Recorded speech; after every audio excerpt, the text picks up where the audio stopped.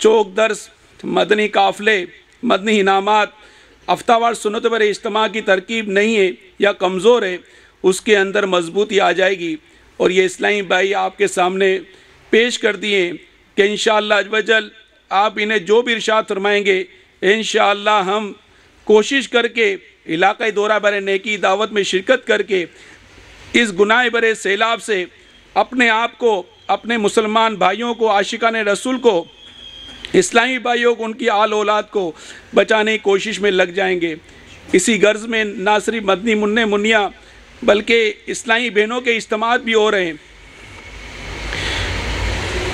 आई साहब, आपकी बारगाह में हर्ज़ है कि आज हमें इस तरबियती इज्तिमा की बरकत से ऐसे नवाज दें कि कहीं हम संभल जाएं।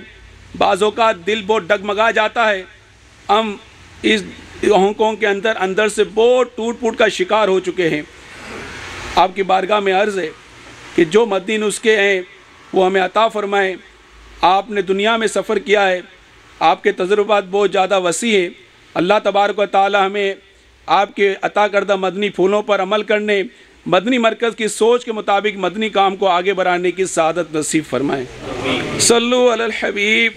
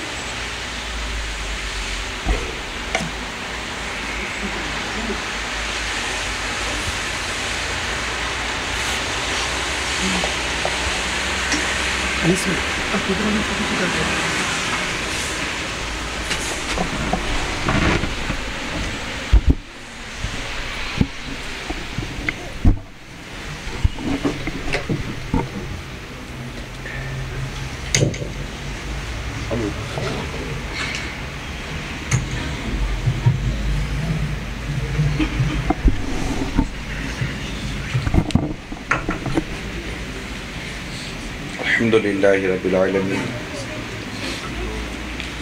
वस्सलातु वस्सलामु अला सय्यिदिल मुरसलीन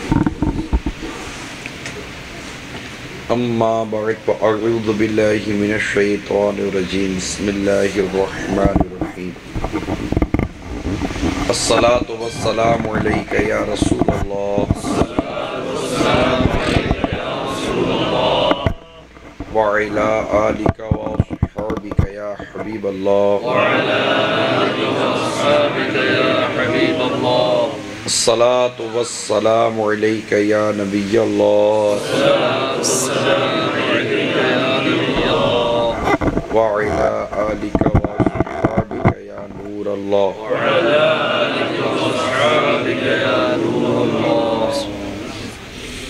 नबी रहमत शफ़ी उम्मत सल्लल्लाहु ताला अलैहि वसल्लम का फरमान रहमत, तुम अपनी मजलिसों को मुझ पर दुरूद पढ़ कर आरास्ता करो, तुम्हारा दुरूद पढ़ना क़यामत के रोज़ तुम्हारे लिए नूर होगा। सल्लु अलल हबीब।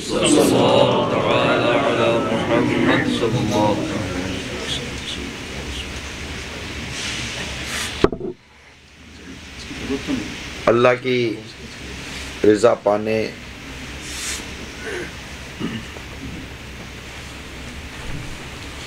सुन्नतों की खिदमत मज़ीद बजा लाने और सवाब बढ़ाने के लिए तरबियत इज्तिमा में अव्वल ताख़िर शरीक रहने की नीयत कर लीजिए इंशाअल्लाह। हांगकांग में ये हमारा दावत इस्लामी से वाबस्ता इस्लामी भाइयों का तरबियती इज्तिमा रखा गया है।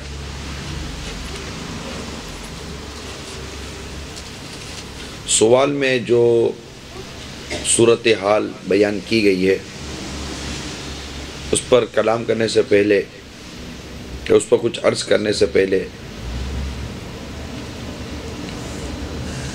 یہ عرض کر دوں کہ ہمیں کوئی زیادہ تجربہ تو نہیں ہے، بلکہ مجھ سے بہت زیادہ سینئر ہمارے انیس بھائی ہیں۔ جب میں دعوت اسلامی کے ماحول میں آیا تو بھی یہ دعوت اسلامی کی اہم ذمہ داریوں پر فائز تھے۔ بیرون ملک انہوں نے پہلے سفر کیا، بڑے ناگفتہ حالات میں یہاں وقت گزارا، اور دیگر اسلامی بھائیوں نے بھی ناگفتہ حالات میں یہاں وقت گزارا ہے، اور آج اللہ کی رحمت ہے کہ آپ کو کچھ نہ کچھ نتائج حاصل ہوئے ہیں۔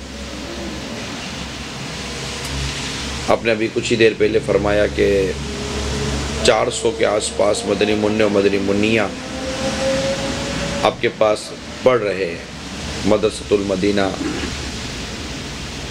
کے حوالے سے۔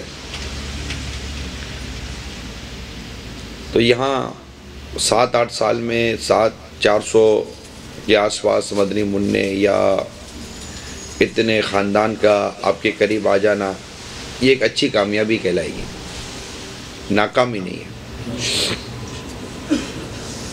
جبکہ ہمارے انداز کیسے ہی صحیح، اس میں کمزوریاں اور کوتاہیاں واقعی ہوتی رہتی ہیں۔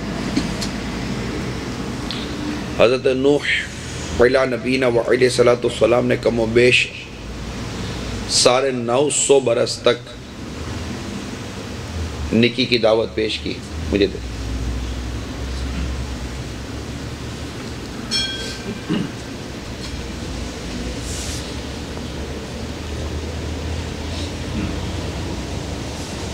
صلو علی الحبیب۔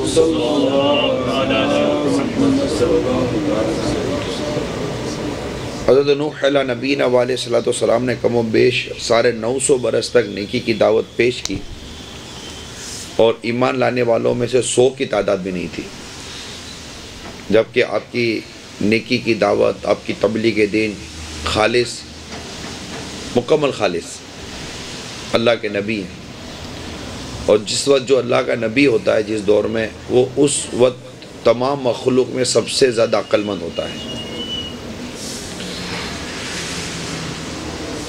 رہی بات ہانگ کانگ کے حالات کی، حالات کیسے ہی صحیح، ہمیں یہاں مسلمانوں کا سپورٹ حاصل ہے۔ یہ حالات بدتر ضرور ہیں، مگر وہ بدترین حالات نہیں ہیں جن حالات میں ہمارے آقا صلی اللہ تعالیٰ علیہ وسلم نے اعلان نبوت فرمایا تھا۔ اس وقت بیٹیوں کو زندہ زمین میں دفن کیا جاتا تھا، قبائل کی آپس میں جنگ و جدل، لڑائی جھگڑوں کا سلسلہ برسوں صدیوں تک جاری رہتا تھا۔ آپ بے حیائی کی بات کر رہے ہیں، اس وقت مکہ مکرمہ میں، اس کے اطراف میں گھروں پر جھنڈے لگائے جاتے تھے جو بے حیا عورتیں لگاتی تھیں، اور یہ دعوت ہوتی تھی کہ اس گھر میں بدکاری کی جاتی ہے۔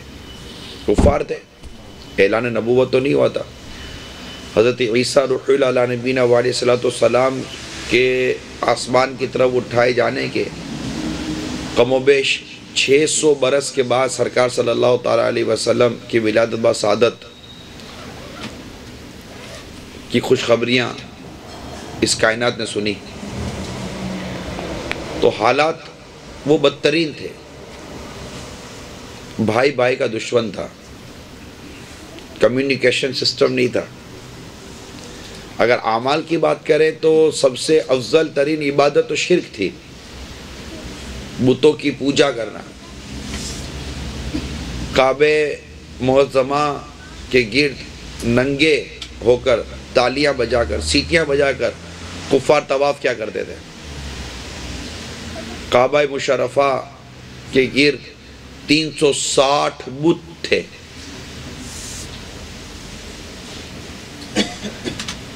سرکار مدینہ صلی اللہ تعالیٰ علیہ وسلم نے جب اعلان نبوت فرمایا، اس سے پہلے 40 سال تک آپ نے اپنی حیات مبارکہ ان کے سامنے پیش کی، انہی سے امین اور صادق کا لقب پایا۔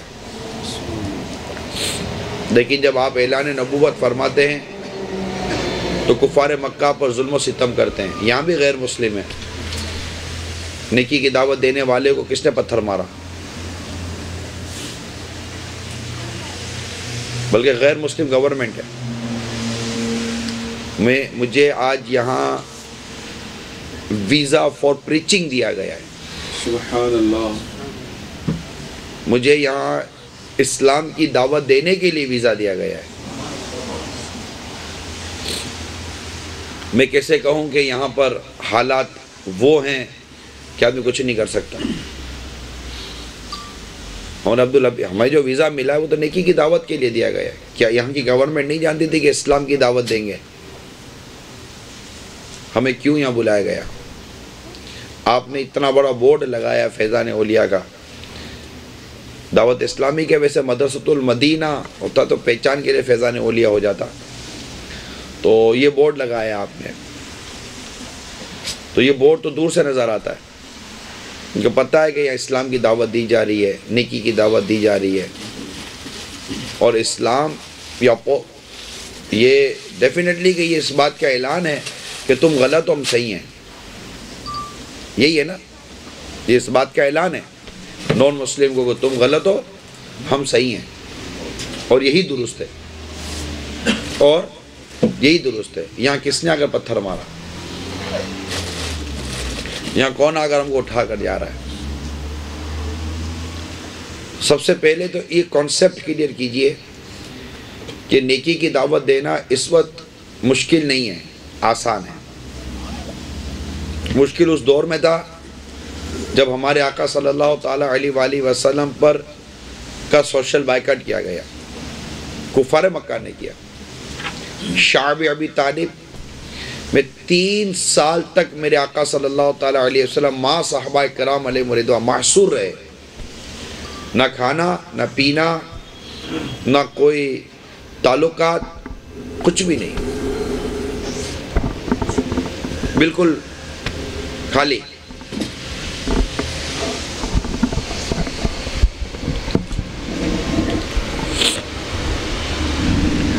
تو حالات تو وہ خراب تھے کہ حالات یہ خراب ہیں، مگر اس وقت بھی صحابہ کرام علیہ رضوان ڈٹے رہے، 3 سال تک بھوک پیاس کی تکلیف برداشت کی۔ اللہ تعالیٰ کی مدد آتی ہے اور وہ حصار ختم کر دیا جاتا ہے، اور مسلمان پھر سے لوگوں میں رہنا شروع کر۔ ہمارے ساتھ ایک آدمی بات چیت کرنا بند کر دے، ہماری طبیعت خراب ہو جائے گی۔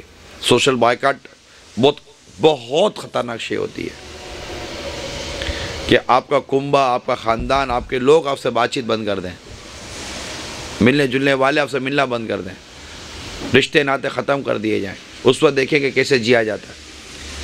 ہماری گلی میں، ہمارے محلے میں، ہمارے مکان کے اندر ایک شخص بھی اگر ہمارا مخالف ہو جاتا ہے، ہمیں بے چینی ہو جاتی ہے۔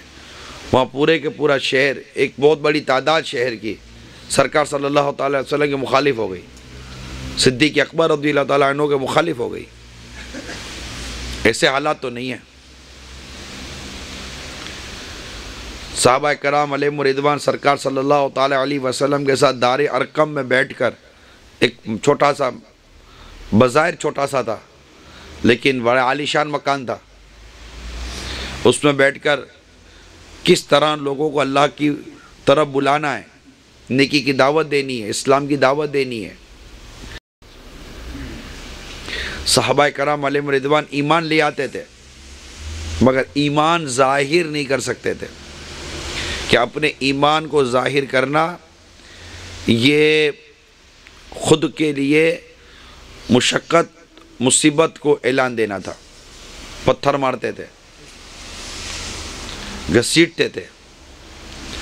سیدنا بلال رضی اللہ تعالیٰ عنہ جب ایمان لے کر آئے تو جو آپ چونکہ غلامی کی زندگی گزارتے تھے تو آپ کو تو تپتی ریت پر لیٹا دیا جاتا تھا، آپ کے سینے پر بھاری پتھر رکھ دیا جاتا تھا،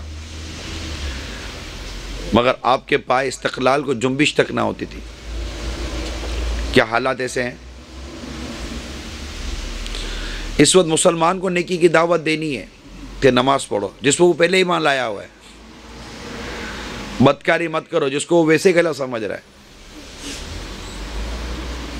اور اس وقت کفار کو یہ بات بتانی تھی کہ تم جن خداؤں کو پوجتے ہو وہ تمہارے خدا نہیں ہیں۔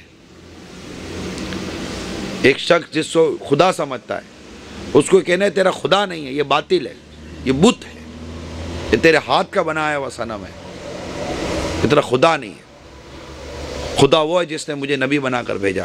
آقا صلی اللہ علیہ وسلم نے یہ نیکی کی دعوت دی۔ یہ چاند اس کو خدا مت سمجھو، یہ سورج اس کو خدا مت سمجھو، یہ آگ یہ خدا نہیں، یہ مخلوق ہے، اسے اللہ نے پیدا کیا ہے۔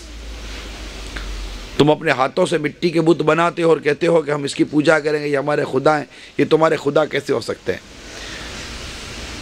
اب ایک شخص کو آپ کہو کہ تو جسے خدا سمجھتے تیرا خدا نہیں ہے، تو جس دین کو دین سمجھتے ہو تیرا دین ہی درست نہیں ہے۔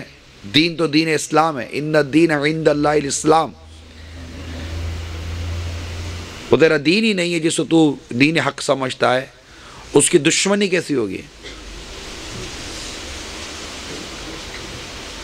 مگر ان حالات میں نبی پاک صلی اللہ تعالی وسلم اور صحابہ کرام علیہم رضوان نے اسلام کی دعوت پیش کی یا نہیں کی؟ سرکار صلی اللہ علیہ وسلم کو ستایا گیا، مارا گیا، پتھر مارے گئے، آپ پر کوڑا کٹ کٹ پھینکا جاتا تھا، آپ حرم پاک میں عبادت کرتے تو آپ کے گلے میں پھندا لگا دیا جاتا تھا۔ کیا کسی مبلغ کے ساتھ ایسا ہوا؟ نہیں نا۔ یہاں اگرچہ کوئی مانتا نہیں ہے، ماننے والوں کی تعداد اگرچہ کم ہے، لیکن کوئی ستانے والا نہیں ہے، یہ تو ٹھیک ہے نا۔ جب ستایا جائے پھر دیکھیں کہ ہمارے قدم جمتے کہ نہیں جمتے، ستانے والے حالات نہیں۔ آج تبلیغ دین میں آیا ہوں، یہاں گاڑیاں موجود، باہر تو کھانا موجود، آؤ تو لوگ سلام کرنے کے لیے، کھڑے ہونے کے لیے موجود، لوگ سننے کے لیے موجود۔ تکلیف ہے کیا؟ مشکل ہے کیا؟ مشکل کہتے کس کو ہیں؟ ہم نے تو سفر میں مشکل دیکھی نہیں ہے۔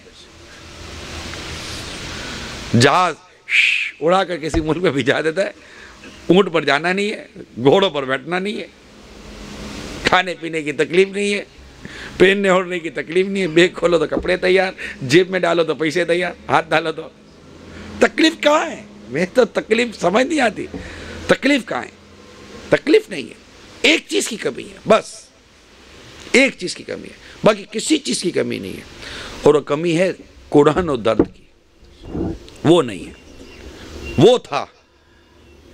ساری تکلیفیں تھیں، مگر ان ساری تکلیفوں کے اوپر درد، دین کا درد، دین کی قرآن، اسلام کی دعوت کی ایک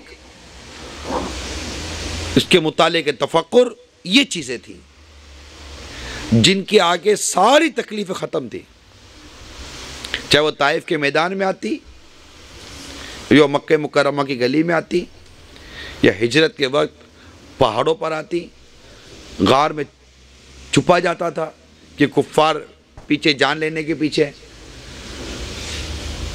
مکان کے باہر جان کے دشمن کھڑے ہوئے، کبھی غزوہ بدر ہوتا تو کبھی غزوہ احد ہوتا۔ یہ کیا تھا؟ آج ہمارے پاس جو دین پہنچا میٹھے اسلامی بھائیوں، یہ دین تو ہمیں گھر بیٹھے ملا ہے، یہ اس طرح پھیلا نہیں تھا جس طرح آج ہمیں ملا ہوا ہے۔ شاید ایک یہ بھی وجہ ہے کہ ہمیں ہمارے دین اسلام کی قدر نہیں ہے۔ ہماری مثال اس آزاد خیال نوجوان بیٹے کی سی ہے جس نے کبھی غربت کے دن ہی نہیں دیکھے، اور باپ نے کما کما کما کما کر اتنا اوپر لے گیا کہ آج جب اس نے آنکھ کھولی تو عیش و عشرت کی زندگی میں وہ آنکھ کھولتا ہے اور بے باکی کے ساتھ اپنے باپ کی کمائی کو اڑاتا ہے۔ باپ لاکھ سمجھاتا ہے بیٹا تجھے کیا پتا کہ میں نے کمائی کیسے کی ہے، اس کی سمجھ میں نہیں آئی، اس نے دیکھی نہیں ہے وہ تکلیف۔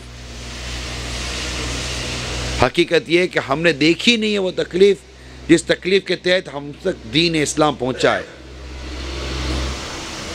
ہم تو بائی برتھ مسلم ہیں، بائی برتھ مسلم بھی ہیں اور بڑی ایزی لیونگ بھی ہے، تکلیف نہیں ہے۔ میں نہیں سمجھتا ہمیں کوئی تکلیف ہے، تکلیف کا رونا بھی نہیں چاہیے، اور اللہ سے ہم عافیت ہی کا سوال کرتے ہیں، اللہ سے عافیت کا سوال کرتے ہیں۔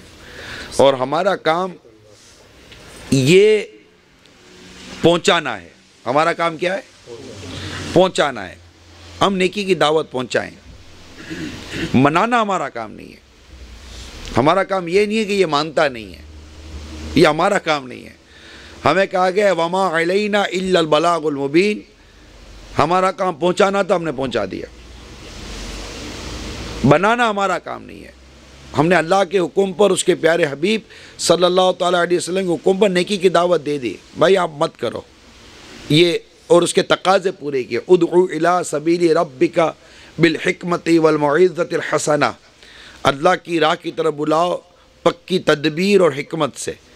تو ہم نے قرآن کے تقاضے پورے کر کر ان کو نیکی کی دعوت دے دی، ان کو اچھا برا سمجھا دیا۔ اب اگر وہ نہیں مانتا تو ڈنڈا لے کر منانا یہ ہماری ذمہ داری نہیں ہے۔ جس کو ہم نے سمجھایا وہ نہ بھی ہم اس کو سمجھا دیں تب بھی اس کے پاس کوئی بچنے کی صورت نہیں تھی کہ قیامت کے دن وہ سوال کا جواب نہیں دے سکتا تھا، مگر اب تو مزید کو سمجھا دیا گیا ہے کہ مت کرو۔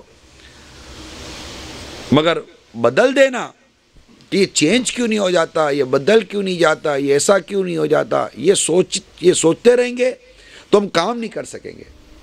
ہمارا کام آگے سے آگے، آگے سے آگے، آگے سے آگے بڑھتے رہنا ہے۔ اب میں یہاں بیٹھ جاؤں کہ جب تک کہ یہ 50-100 افراد بدل نہیں جائیں گے میں نے آگے نہیں بڑھنا ہے، تو میں تو آگے نہیں بڑھ سکوں گا۔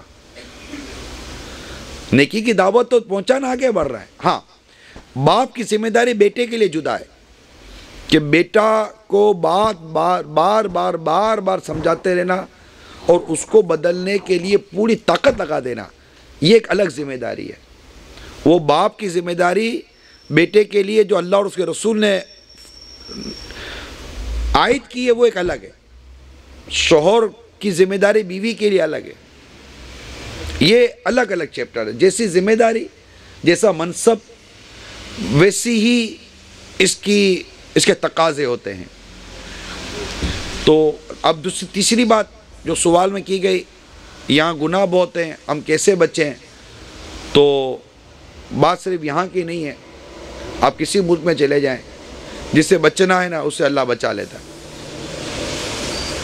ہمارے اسلامی بھائی شبیر بھائی ہند سے آئیں، وہاں کے حالات ہم نے دیکھے ہیں، یہاں تو کچھ بھی نہیں ہے،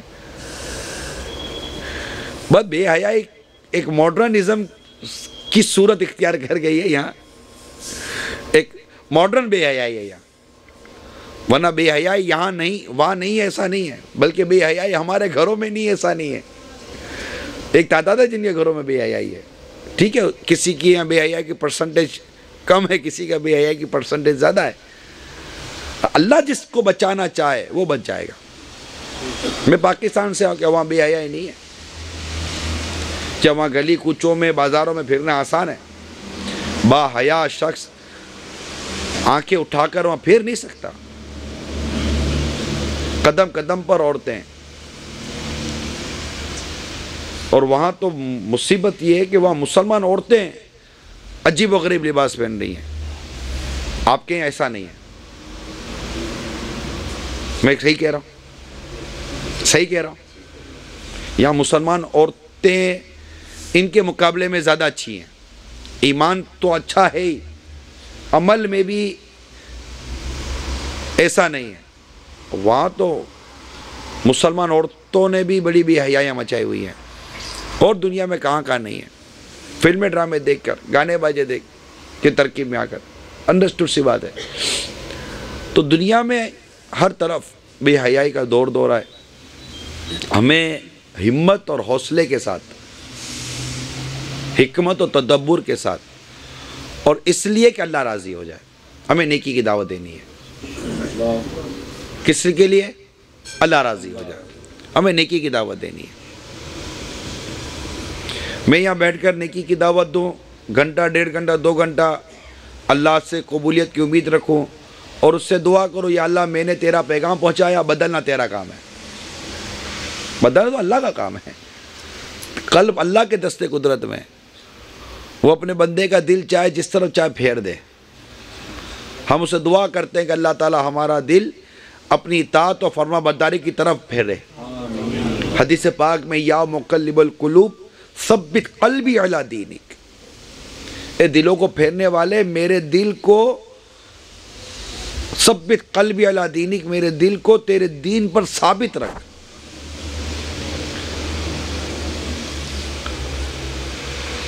تو ہمت کے ساتھ، حوصلے کے ساتھ دعا کرتے ہوئے،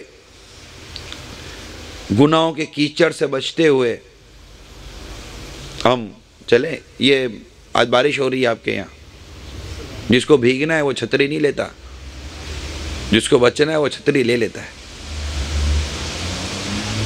بارش ہو رہی ہے، گناہوں کی بارش ہو رہی ہے، جس کو بچنا ہے وہ مدنی انعامات کی چھتری لے لیتا ہے، مدنی ماحول کی چھتری لے لیتا ہے. بچنا ہے وہ پروٹیکشن کر لیتا ہے، جس کو نہیں بچتا وہ پروٹیکشن نہیں کرتا. سردی آ رہی ہے، جس کو بچنا ہے وہ گرم کپڑے پہن لیتا ہے، نہیں بچتا نہیں پہنتا. اب زبردستی تھوڑی کو کپڑے پہنائیں گے ہم اس کو، پہن نہیں پہن. مسئلہ یہ ہے کہ بچنے کا ذہن ہے یا نہیں ہے. بچنے کا ذہن ہے تو بچنے کے راستے بہت، بچنے کا ذہن نہیں ہے تو پھنسنے کے راہیں بہت. تو کلچر کو کوسنے کے بجائے، میں بہت عرصے سے غور کرتا ہوں، ماحول اور کلچر کو کہنے کے بجائے خود کو کہنے کی عادت پیدا کیجیے. ماحول گندا نہیں ہوتا، ہم گندے ماحول گندا، ہم اچھے ماحول اچھا. ماحول کس ماحول کے کون سا ناک ہو؟ ماحول کی ناک کیسی ہوتی ہے؟ ماحول کے ناک کے نتھنے کتنے ہوتے ہیں؟ ماحول کی کتنی آنکھیں ہوتی ہیں؟ ہم کہیں ماحول اچھا نہیں ہے، تو ماحول ہے کس شے کا نام؟ مجھے بتائیے کہ اس کو ماحول بولتے ہیں. ماحول لوگوں کے طور طریقے، یہ ماحول ہیں. ہمارے طور طریقے جہاں اچھے ہوتے ہیں وہاں ماحول اچھا ہوتا ہے، ہمارے طور طریقے جہاں برے ہوتے ہیں وہ ماحول برا ہوتا ہے. ہمارے گھر کا ماحول لے لیجئے، ہمارے طور طریقے گھر میں اچھے ہیں تو گھر کا ماحول اچھا ہوگا، ہمارے طور طریقے برے تو گھر کا ماحول برا ہوگا. اب گھر کے اندر کون سا ہانگ کانگ آ گیا ہے؟ ہر گھر کی 4 دیواری تو اپنی ہے نا. ابھی ہم اس وقت فیضان مدینہ میں تھے، ہمیں کیا، اگر ہم غور کریں کچھ لمحے کے لیے سوچے تو ہم ایسا لگتا ہے پاکستان میں فیضان مدینہ میں بیٹھے ہوئے ہیں. ہمیں کیا پتہ باہر کیا ہے، کیونکہ فیضان مدینہ کا ماحول، ہم دنیا میں کہیں بھی جاتے ہیں دعوت اسلامی کا ماحول ہے، تو ہمیں وہاں ایسا ہی لگتا ہے کہ جیسے ہم ہمارے ملک میں بیٹھے ہوئے ہیں. تو ماحول 4 دیواری کے اندر کچھ نہیں ہوتا. آپ کون ہو؟ اب میں فیضان مدینہ میں ہوں، اب میں جیسے باہر رہنا پسند کرتا ہوں، اگر میں فیضان مدینہ میں سے رہنا پسند کرتا ہوں تو میرے لیے فیضان مدینہ کا ماحول بھی باہر جیسا ہو جائے گا. تو میں کیسے رہنا چاہتا ہوں یہ فیصلہ آپ نے کرنا ہے. ہم اچھے ہو جائیں گے، ہمارا ماحول اچھا ہو گیا. ہم برے، ماحول برا. ماحول کو مت کوسیے، کوسنا ہے تو خود کو کوسیے. ماحول کو کچھ کہنے کے بجائے اپنے آپ کو کہنا شروع کیجیے. ٹھیک ہے؟ انشاءاللہ کیا طے ہوا؟ مدنی انعامات پر عمل کریں گے انشاءاللہ. نہیں کچھ خالی آپ سننے آئے یا کچھ طے کرنے آئے؟ تربیت اجتماع میں تو ہم کچھ طے کرتے ہیں، بیان میں محض بیان کرتے ہیں. نگران شورا نے بڑی پیاری رہنمائی فرمائی. نارملی ہم یہ کہا کرتے ہیں ماحول بہت برا ہے تو بچنا مشکل ہے. حاجی صاحب نے بڑی اچھی بات کہی کہ ہم اپنے آپ کو ٹھیک کر لیں. بارش میں بھی بچنا ہے تو چھتری لے لیتے ہیں. تو گناہوں کی اس بارش اور گناہوں کے اس سیلاب سے بچنا ہے تو بڑا پیارا نسخہ امیر اہل سنت نے نیک بننے کا نسخہ مدنی انعامات ہمیں عطا فرمائے. تو آج تربیتی اجتماع میں صرف آ کر ویسے ہی جانے کی بجائے تبدیلی لے کر جائیں اور یہ نیت کریں کہ انشاءاللہ گناہوں کی اس بارش سے بچنے کی چھتری مدنی انعامات پر انشاءاللہ عمل کریں گے، روزانہ فکر مدینہ کریں گے انشاءاللہ۔ مدنی انعامات کے رسالے کل بھی تقسیم ہوئے تھے، آج بھی اگر ممکن ہوا، جن کے پاس نہیں ہوئے تو ذمہ داران سے گزارش ارینج کر دیں تاکہ اثر کے بعد جن کے پاس نہیں ہے وہ لے کر جائیں اور پھر آج سے فکر مدینہ شروع کر دیں انشاءاللہ۔ یہ رونا بند کر دیں کہ حالات بہت، جن کو برائی کرنی ہے ان کے پاکستان میں بھی برائیاں بہت ہیں، ہر جگہ بہت ہے، جن کو برائی کرنی ہے نا مدینے میں بھی کرتا ہے،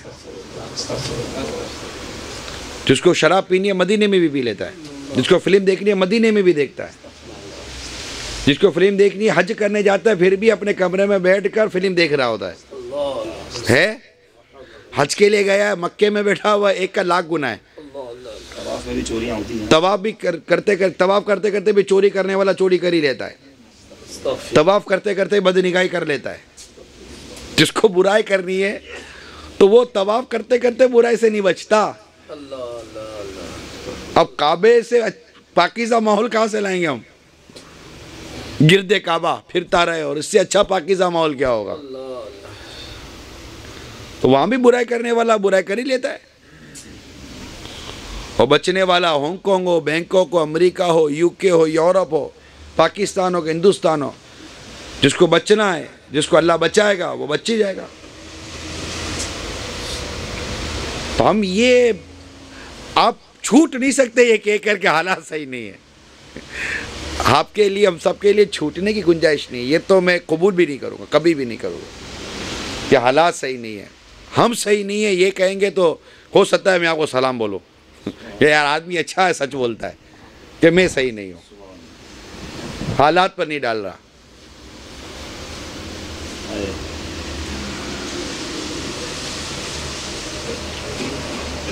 مزید کوئی سوالات اسلامی بھائیوں؟ میں نے کل کہا تھا کہ آپ سوالات کیجئے گا، انشاءاللہ جوابات درس کروں گا۔ نگران شورا ہمارے ساتھ موجود ہیں تو تربیت فرما رہے ہیں، کوئی بھی ذہن میں سوال ہو دعوت اسلامی کے مدنی کاموں کے حوالے سے، اپنی تربیت کے حوالے سے آپ سوال فرما سکتے ہیں، پہلے ہاتھ اٹھائیے گا اور پھر انشاءاللہ سوال ہوگا۔ جی مائک آپ تک آ جائیں گے۔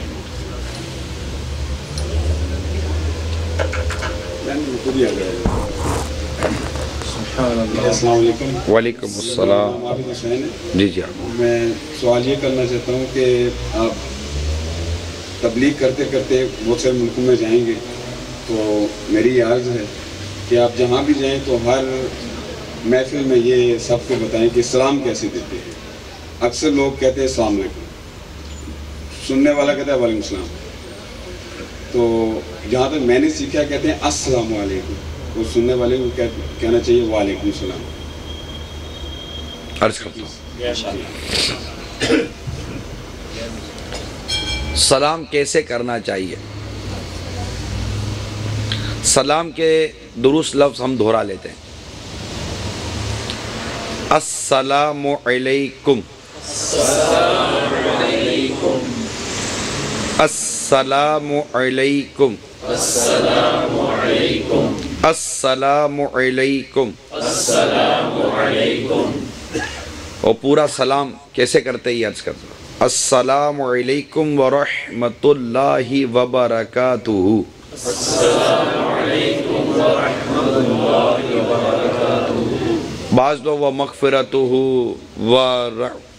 وہ نا بولتے رہتے آگے، اس کی کوئی گنجائش نہیں ہے، بلکہ اعلیٰ حضرت امام اہل سنت نے سلام یہیں تک عطا فرمایا ہے کہ شریعت نے یہیں تک سلام کہا ہے، السلام علیکم ورحمۃ اللہ وبرکاتہ، اللہ تعالیٰ کی آپ پر سلامتی ہو، رحمت ہو اور آپ پر برکت ہو۔ یہ اسلام کا ایک بہترین طریقہ ہے ایک دوسرے سے ملنے کا۔ Good morning, good evening, good afternoon, good night, یہ سب ہمارے یہاں نہیں ہے، ہمارے ایک ہی ہے سلام۔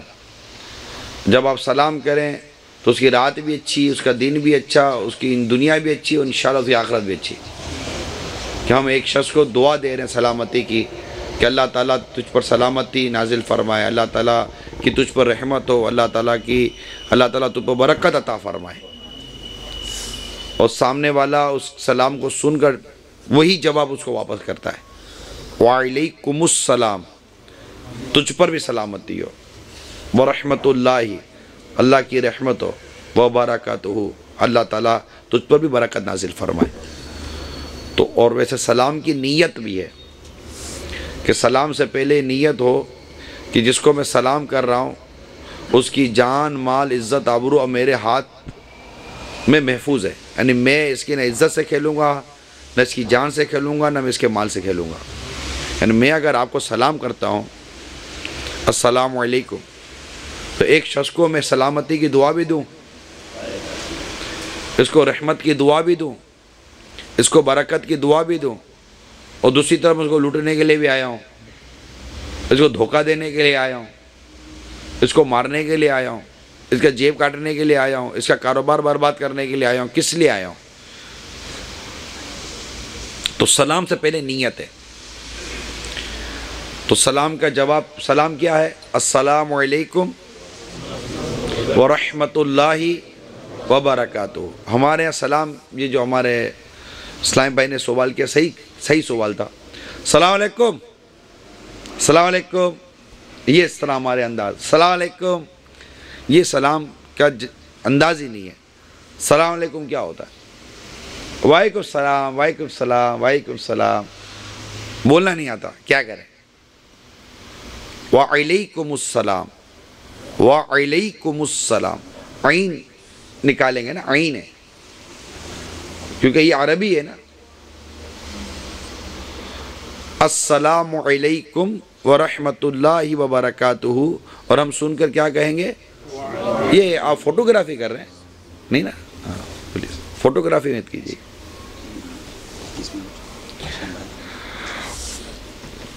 تو السلام علیکم یعنی تم پر سلامتی ہو کہنے سے 10 نیکیاں ملتی ہیں، ساتھ میں ورحمت اللہ اور اللہ کی رحمت ہو بھی کہیں گے تو 20 نیکیاں ہو جائیں گی، اور وبرکاتہ اور اس کی برکتیں ہوں شامل کریں گے تو 30 نیکیاں ہو جائیں گی۔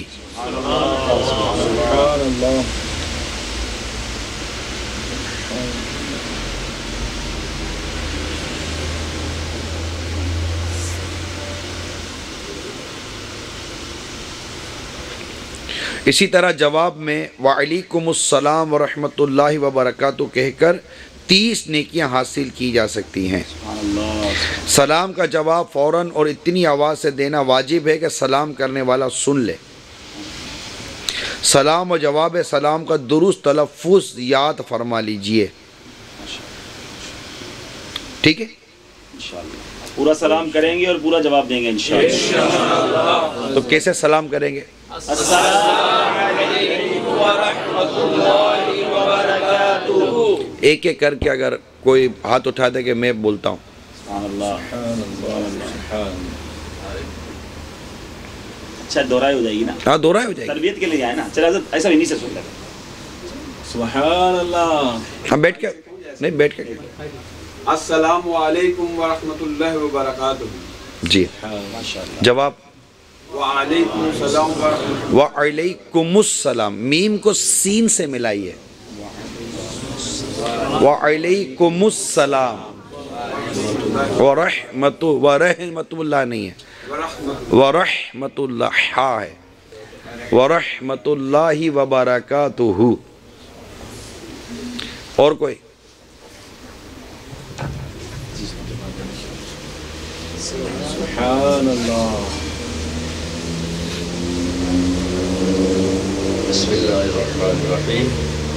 حضور میرا نام سید محمد جواد علی شاہ قادری ہے، اور میں آپ سے عرض کرتا ہوں کہ یہاں کچھ لوگ ہمارے پاکستان سے حفاظ کرام آ گئے، کچھ لوگ مدرسوں کے عالم آ گئے، تو وہ پاکستان سے جب جہاز پر بیٹھے انہوں نے داڑھیاں چھوٹی کر دیں، سنت طریقے کے مطابق نہیں ہے، کسی کی 2 انگل ہے، کسی کی 3 انگلی ہے، وہ یہاں نمازیں پڑھاتے ہیں، تراویح پڑھاتے ہیں۔ اسی طریقے سے کچھ لوگ وہاں سے سالم داڑھی والے بھی آئے تو یہاں انہوں نے داڑھیاں کٹا دی ہیں، 1 مٹھی سے کم کر دی ہیں۔ آیا ان کے پیچھے نماز پڑھنا کیسا ہے، اور ان کے لیے آپ مہربانی فرما دیں۔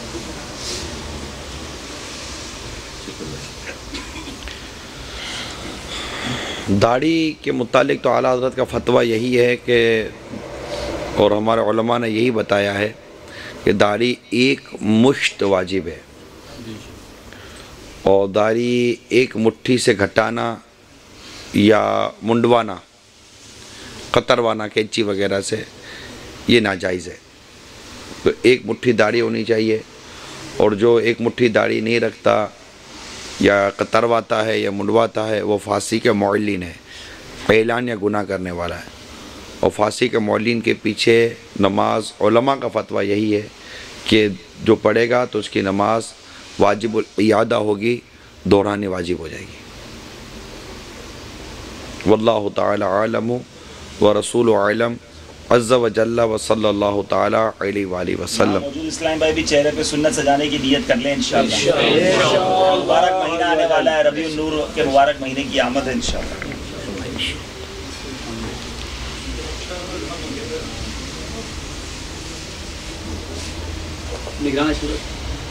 نگران شورا کی بارگاہ میں عرض ہے کہ یہاں اکثر اسلامی بھائیوں کو جمعے کی دعوت دی جاتی ہے، اور ہانگ کانگ کے اکثر اسلامی بھائی کو مشکل ہے، وہ جمعہ کی نماز ادا نہیں کر سکتے۔ جب ان کو کہا جاتا ہے تو آگے سے یہ جواب ملتا ہے کہ ہمارا باس جو ہے یا جس کے پاس ہم جاب کرتے ہیں وہ ہمیں جمعے کی اجازت نہیں دیتا، یا جمعے کو ہمیں چھٹی نہیں ہوتی۔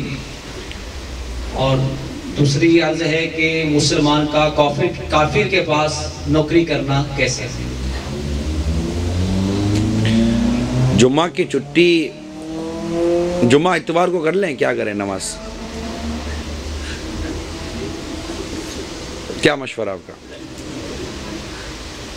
اتوار کو یا ہفتے کو جمعہ کی نماز پڑھیں؟ کیوں؟ چھٹی نہیں ملتی نا، چھٹی نہیں ملتی، نماز تو فرض ہے نا، تو چھٹی نہیں ملتی، اس کا کیا کریں؟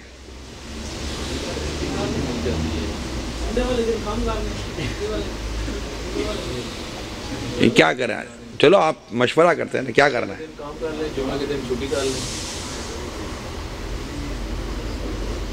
بھائی جنہوں نے ادا کرنا وہ لنچ ٹائم میں ادا کریں، کیا ہے